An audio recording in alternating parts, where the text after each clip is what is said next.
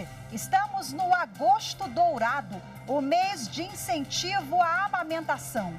Segundo o Ministério da Saúde, o leite materno pode reduzir a mortalidade das crianças até 5 anos. E é exatamente pela qualidade do leite materno que a cor escolhida foi o dourado, uma alusão ao ouro. Eu sou Rafaela Vivas e no Jornal da Justiça de hoje, a legislação trabalhista que garante às mães o direito de amamentar seus filhos. Esse é um dos destaques do dia. Agora vamos aos demais. Julgamento do autor do ataque à creche de Saudades em Santa Catarina entra no segundo dia. Atos antidemocráticos. Com a autorização da Justiça, a Polícia Federal cumpre mandados contra suspeitos de queimar ponte em Mato Grosso após o resultado das eleições. E ainda, exposição no Supremo Tribunal Federal faz referência aos ataques de 8 de janeiro.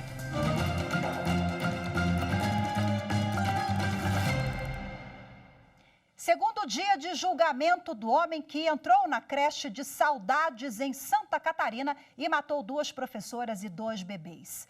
Hoje, acusação e defesa vão apresentar os seus argumentos ao longo do dia. Nessa quarta-feira foram ouvidas 3 vítimas e 3 testemunhas de acusação.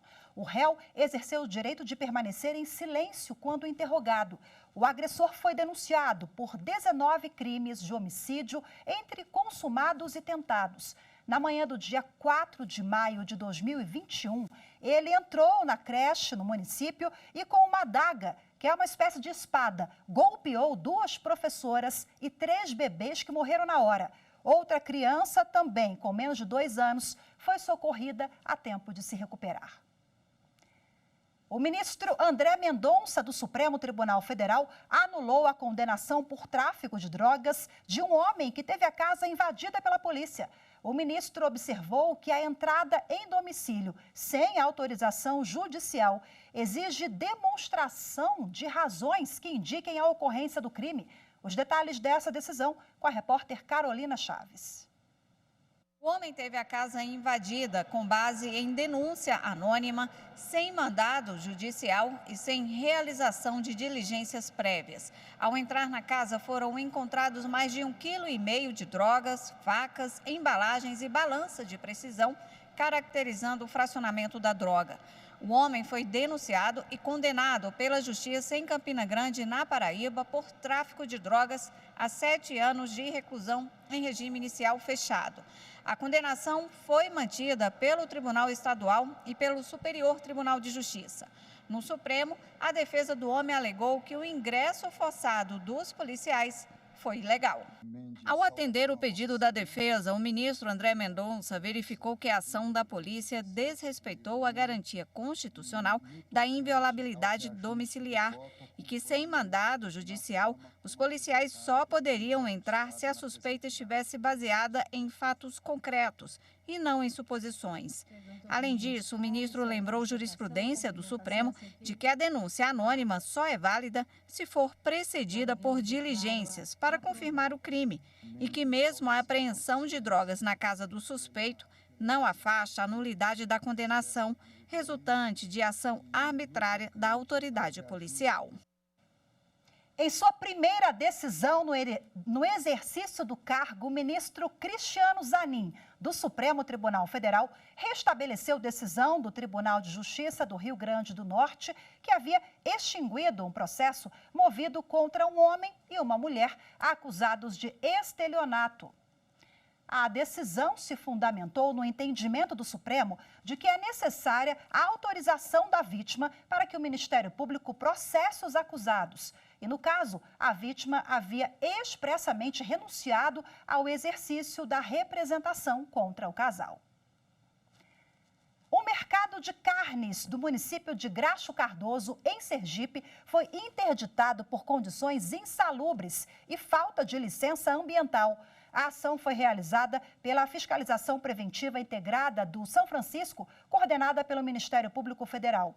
As informações com Pedro Canguçu.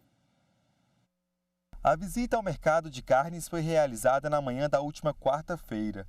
A equipe de fiscalização, coordenada pelo Ministério Público, constatou condições insalubres e ausência de licença ambiental.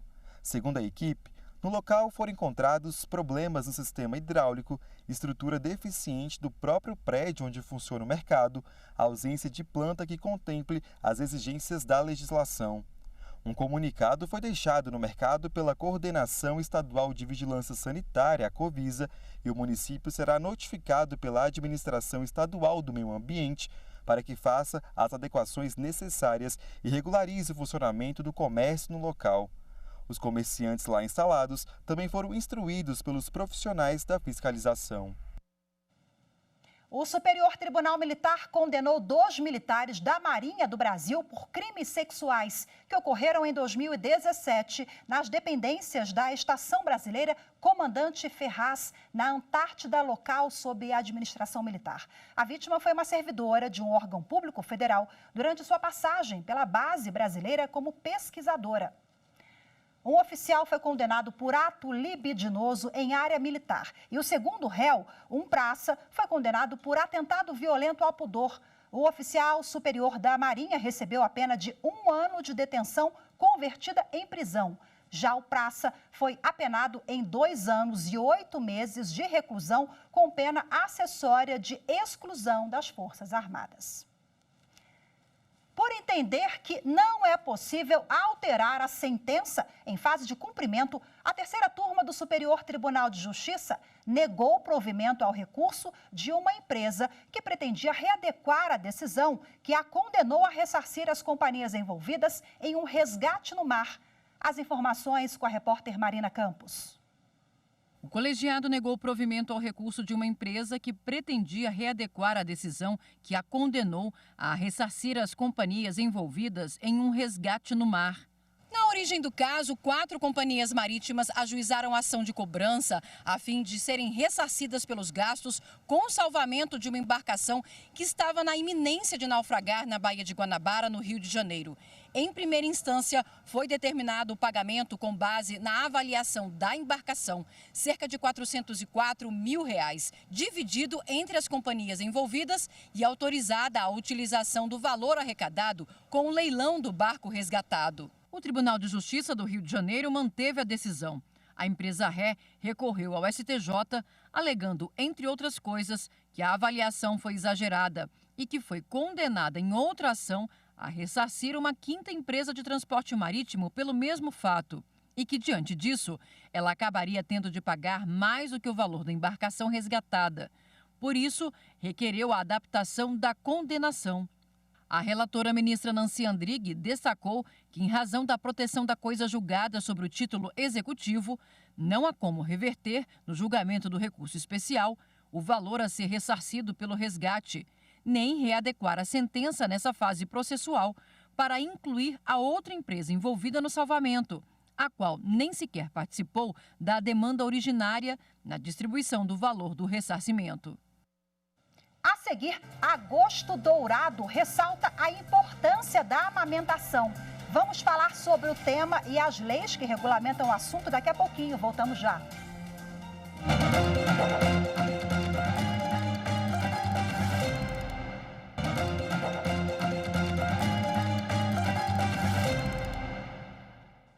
Em 2017, uma lei federal instituiu o mês de agosto como o mês do aleitamento materno.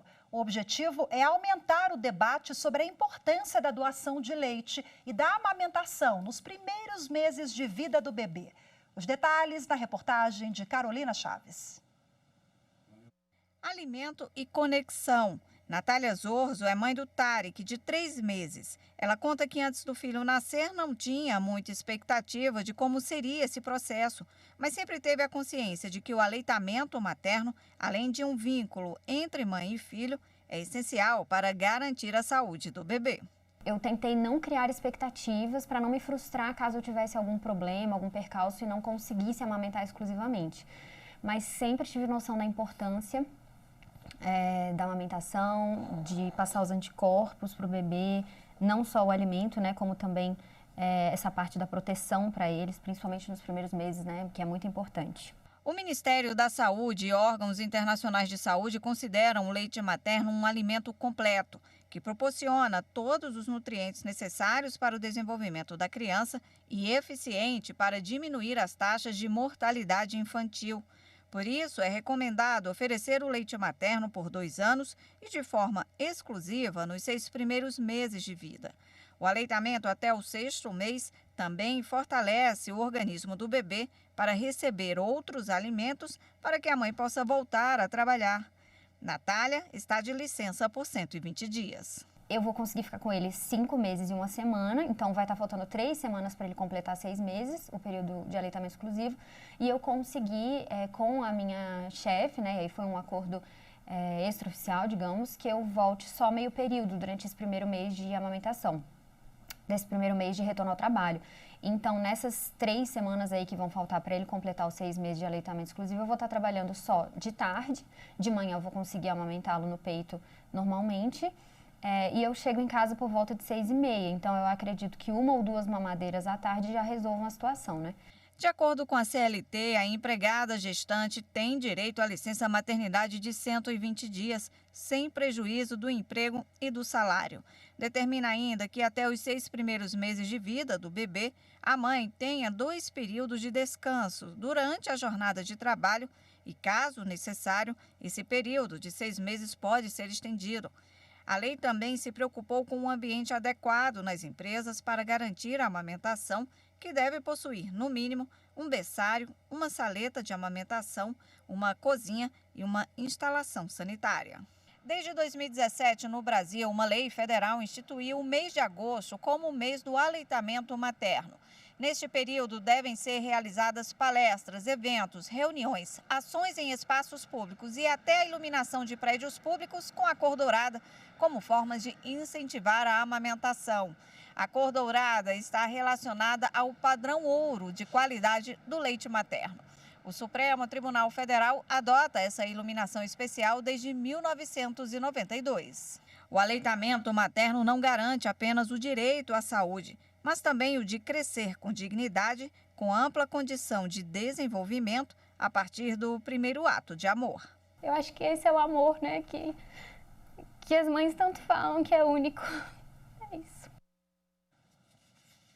Que graça, a Natália se emocionou porque realmente é muito emocionante, é um ato de amor, amamentar é bom demais, gente. Bom, agora para a gente falar sobre os direitos das mulheres de amamentar, sobre a legislação que rege o assunto, eu converso ao vivo de forma remota com a desembargadora do Tribunal Regional do Trabalho da Paraíba, a doutora Hermenegilda Leite Machado. Seja muito bem-vinda, boa tarde para a senhora. Boa tarde, Rafaela. Boa tarde, telespectadores. É um prazer estar aqui. Agradeço o convite. Prazer é todo nosso. Bom, nós apresentamos na reportagem aí essa mãe aqui no final se emocionando porque realmente é um tema muito sensível, né? A gente está falando de saúde do bebê, do vínculo entre mãe e criança e de um direito que já é previsto pela CLT desde 1943 e por outras legislações também, mas pouco conhecido, né? Eu gostaria que a senhora explicasse para a gente sobre a licença amamentação. Quem tem direito? A legislação ela antecedeu a CLT em 1943. Na realidade, desde a Revolução Industrial que se começava por essa luta. Há 100 anos atrás, em 1923, nós tínhamos um decreto que autorizava essa licença maternidade. E quando a gente fala em licença maternidade, por óbvio, tem uma certa vinculação com a amamentação. Não há como separar a lactante da mãe que acabou de ter o filho. Então, a nossa legislação, nós tivemos um certo avanço de 1923 até a Constituição de 37, que retirou o direito da gestante lá na Constituição. Mas na Constituição seguinte, ela já voltou a ser incluída e a partir daí também a inclusão na CLT. E aí você me perguntou objetivamente, quem tem direito? Bem, todas as trabalhadoras, seja trabalhadora urbana, doméstica, rural, todas as pessoas que sobrevivem, todas as mulheres que sobrevivem do trabalho. Então, elas têm direito a esse intervalo, a essa licença, tanto a licença maternidade, como posteriormente a licença para amamentação. Autônomas que, na realidade, também? desembargadora, aquelas autônomas ou as pessoas que são MEI, microempreendedor individual, por exemplo, elas também são agasalhadas com esse direito? Isso, as autônomas também são agasalhadas, mas há uma pequena diferença. É que enquanto as que são reguladas pela legislação trabalhista, elas não têm um tempo de carência para gozar dessa licença. Enquanto a autônoma, ela tem que pelo menos um mínimo de 10 meses para que elas possam usufruir dessa licença maternidade. Porque como autônoma já se diz, é ela que se custeia, é ela que trabalha, é ela que vai ter que recolher a previdência. Então, a legislação previdenciária exige esse tempo de carência de 10 meses. Agora vamos relembrar aqui. A licença amamentação, ela é uma licença que seria um plus ali. Além da licença maternidade, né? Essa mulher ela vai ter o quê? Mais 15 dias, mais um mês em casa, sai mais cedo, entra mais tarde, é um acordo? Não, é o seguinte, não são intervalos dentro da jornada. Presumindo a jornada ordinária, que é a de 8 horas, ela teria o quê? 30 minutos, supõe-se, 30 minutos, supõe-se não, a lei garante, 30 minutos no primeiro intervalo, na primeira parte da jornada, 30 minutos na segunda parte da jornada de trabalho. E se você perguntar, mas como? É fixo esse horário? Não, esse horário pode ser combinado com o empregador. Agora, de certo que, quando se faz esse acordo, porque a legislação que foi alterada a partir de 2017, com a lei da reforma, ela permitiu que houvesse uma negociação direta entre o trabalhador, a trabalhadora e o empregador, para negociar esse tempo. Mas o que não pode é ele ser suprimido e nem se pode deixar de ter em vista quem é o destinatário desse intervalo. É claro, é a lactante e o bebê, porque são direitos fundamentais que estão lá na Constituição que devem ser respeitados. E também há uma decisão do Supremo que não permite que esse intervalo que ele seja objeto de negociação coletiva. Não, isso é um daqueles direitos que não se pode negociar. Embora, por outro lado, a lei ordinária tenha dado essa autorização para que se negocie. Desembargadora, desculpa a interrupção, mas até quando essa mãe ela é considerada lactante? Assim, bom, pela legislação, 6 meses, mas pela Organização Mundial de Saúde, até 2 anos. Só que aqui nunca se previu esse tempo que a Organização Mundial de Saúde recomenda, de 2 anos. Aqui são apenas 6 meses. Terminada a licença maternidade, ela tem esse direito até que o bebê complete 6 meses. Sabe? Então, não seria um tempo mais alargado, que está lá que é previsto pela Organização Mundial de Saúde, mas que a legislação interna não tem essa previsão. Agora, esse direito à amamentação das trabalhadoras é um direito que está assegurado em várias convenções internacionais, em vários diplomas internacionais, inclusive alguns que foram ratificados pelo Brasil, tanto da OIT, como da ONU, como da Organização Interamericana. Ou seja, nós temos disposições previstas para o exercício desse direito que dificilmente é cumprido na íntegra. Perfeito. Desembargadora, rapidinho aqui para a gente fechar, tem um tema sensível que se refere às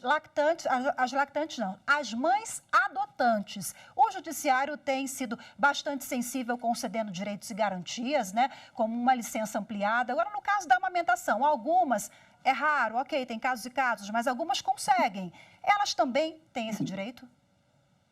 Sim, tem direito, se uma delas for lactante, porque a gente tem que fazer a diferença da licença maternidade, daquela licença para a amamentação. Inclusive, não somente a elas, mas também as mulheres que estão naquelas relações homoafetivas, em que uma delas também as trans, tem né, direito. Também. Excelente. Desembargadora, foi um prazer conversar com a senhora. O assunto rende, né? Ficaríamos aqui mais um tempão falando sobre amamentação, direitos e garantias. Certamente. Muito obrigada, viu? Boa tarde para a senhora e até a próxima. Até a próxima. Obrigada. A seguir, exposição no Supremo Tribunal Federal faz referência aos ataques de 8 de janeiro. As informações em instantes. Voltamos já.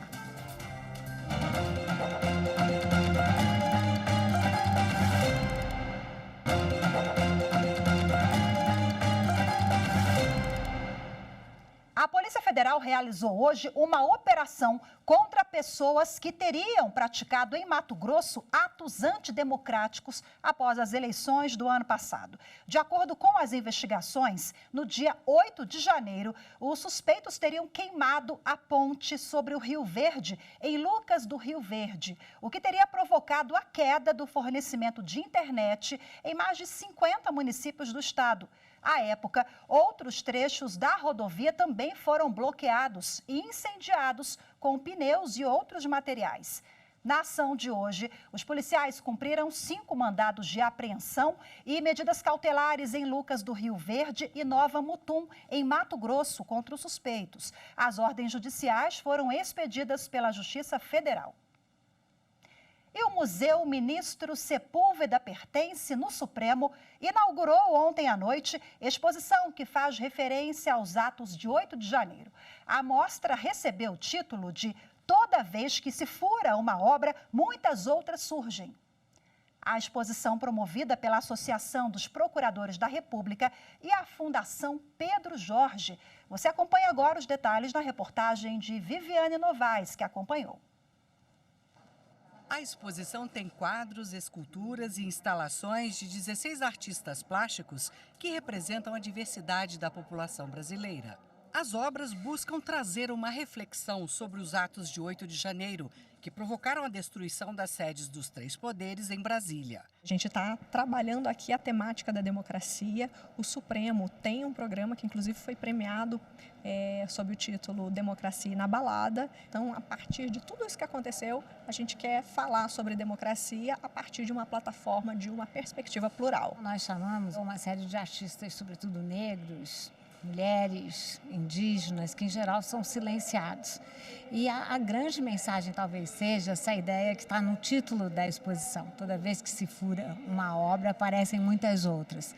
Que é a ideia de que a democracia sai fortalecida desse episódio e que ela sai fortalecida na sua incompletude. Porque democracia é assim, não é? A gente está sempre lutando por mais direitos. Por isso essa diversidade expressa por 16 artistas. A exposição foi organizada pela Associação dos Procuradores da República, a NPR, e pela Fundação Pedro Jorge. A abertura contou com a participação de profissionais do meio jurídico, o presidente da NPR, o Biratã Caseta, e o ministro Luiz Roberto Barroso, do Supremo Tribunal Federal. O ministro disse que os atos de 8 de janeiro revigoraram a democracia no país. É impossível exagerar a importância dos 35 anos da Constituição e a resiliência das instituições brasileiras, que inclusive superaram esse momento dramático que foi o 8 de janeiro. Mas na vida a gente sempre deve ter um olhar construtivo sobre os fatos. E a verdade é que a reação da sociedade brasileira, de toda a sociedade brasileira praticamente, liberais, conservadores e progressistas, contra a barbárie que aconteceu aqui, foi, na verdade, um revigoramento da democracia brasileira. A exposição é aberta ao público e as visitações podem ser feitas às segundas e sextas-feiras, das 2 às 6 da tarde. Em outros dias e horários, apenas mediante agendamento no Supremo. Agora vamos falar de comunicação não violenta. A presidente do Tribunal de Justiça de Mato Grosso conversou com dezenas de adolescentes sobre o assunto. As jovens participam do projeto 15 Anos Solidários, do município de Nossa Senhora do Livramento. Acompanhe na reportagem de Celi Silva. Foi com muita receptividade e o calor humano do povo pantaneiro que o município de Nossa Senhora do Livramento recebeu a presidente do Tribunal de Justiça de Mato Grosso, desembargadora Clarice Claudino da Silva, e toda a sua equipe, para promover uma manhã de conversa sobre comunicação não violenta para adolescentes participantes do projeto 15 Anos Solidário. Foi muito interessante, me alegrou bastante, porque isso vem somar com a vontade que a gente tem de propagar a pacificação social. E a comunicação não violenta é um dos elementos básicos, porque a nossa relação, os nossos relacionamentos, eles dependem de como nós fomentamos a nossa forma de falar. De acordo com autoridades do município, O convite à presidente do Tribunal de Justiça foi feito com o propósito de inspirar as adolescentes. Primeiro pela história de vida dela, ela chegar aonde ela chegou e, claro, ser um espelho para que as meninas, né, possam seguir o seu caminho e, principalmente, que elas possam lutar para que elas cheguem aonde elas quiserem chegar. Para nós é um momento ímpar estar recebendo a desembargadora Clarice, uma mulher batalhadora, inspiradora. E é por isso que a gente está feliz de recebê-la aqui, porque esse projeto são com meninas de 15 anos, onde a gente quer trabalhar cidadania, formação, inspiração. Então, nós trazemos pessoas que realmente vão inspirar elas a sonhar, né, o que elas querem para seu futuro, se espelhar, para ser uma grande cidadã. O projeto 15 Anos Solidário, desenvolvido pela Prefeitura e pela Câmara de Nossa Senhora do Livramento, oportuniza desenvolvimento pessoal e educacional a mais de 40 meninas de 14 e 15 anos. E tanto a palestra da presidente Clarice Claudino, quanto os círculos de paz desenvolvidos pelo Núcleo Gestor da Justiça Restaurativa, trouxeram a essas meninas a perspectiva de que elas podem atingir os seus objetivos de vida. Tudo que já passou bastante mulheres falando sobre, tipo assim, dando exemplos, né, de vida, já serviram muito para mim, de exemplos, até porque eu tenho um objetivo que, tipo assim, deu certinho com tudo que elas falarem. Quero me formar em medicina, quero ser médica. Então, as coisas que ela falou, eu já quero me preparar bastante para mim realizar todos os meus sonhos. Por meio da Sala da Mulher, a Câmara Municipal de Nossa Senhora do Livramento também é parceira do projeto 15 Anos Solidário, que contempla adolescentes cadastradas no CAD Único, com bom rendimento escolar e calendário vacinal em dia. Para as vereadoras que acompanharam a visita da desembargadora Clarice Claudino, o contato dela com as meninas deixará um legado para a vida. Representa para nós, livramentenses, para essas meninas, o poder da mulher, o empoderamento, o conhecimento, a mulher que estudou, que está numa posição inabalável, né? Isso para nós é um orgulho muito grande. Ter aqui a presidente do Tribunal de Justiça, né, a Clarice, fazendo essa roda de conversa, dialogando, conversando, isso terá um impacto muito importante na vida dessas meninas. Hoje ficamos por aqui. Boa tarde. Tchau, tchau.